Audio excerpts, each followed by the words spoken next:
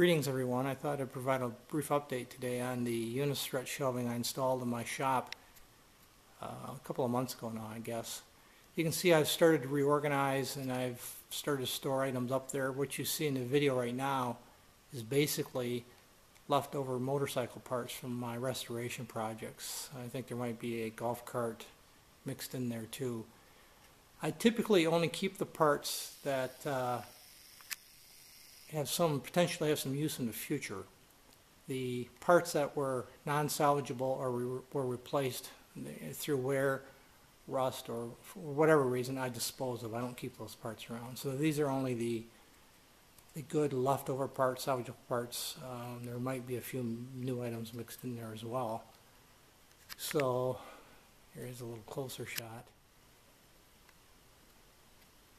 Not a lot of weight up there, frankly. The design of it is perfect for what I need to do. This is about 25%, 30% of the shelving. You can see the rest of it here as I pan around. And in the corner you will see some tools and odds and ends that I've stored. I'll get a different shot of that here in just a second. Here's the opposite corner. You saw a bit of this in the previous clip. These are just, there's a paint sprayer there, and I've got a foam insulated cooler, a very large box you see right there I keep around if I have to ship motorcycle body parts off to painters. It's been used several different times. It's a triple wall construction. I've got foam inside of it, and that's why I keep that large box around. And again, the rest of this is just miscellaneous items that I didn't or don't have the heart to throw away for one reason or the other.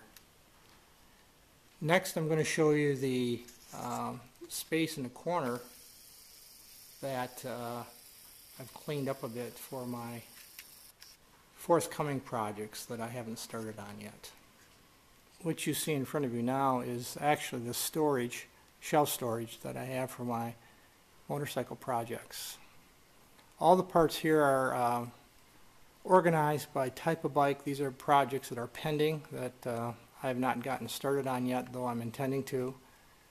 You can see some tanks and bodywork in the far corner, the seats along the top, and then I have new parts, NOS parts, good used parts, etc.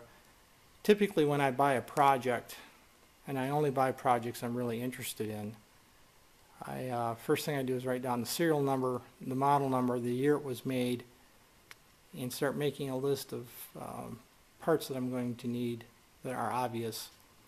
I put search in a search component of eBay. I install a continuous search that starts looking for the parts that I'm after, and then I gradually start to accumulate them. The idea being when I get to the project, many of the parts have already been accumulated.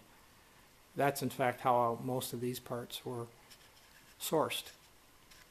Obviously some of them are going to need work, especially the tanks, the seats, that kind of thing, but even though it might not look organized, it is. And I know pretty much which model is where. They're all labeled. The boxes and the bins and the containers have, or most of them rather, have labels on them.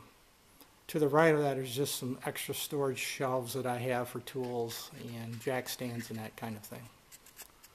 I hope this was helpful for folks. Thanks for watching.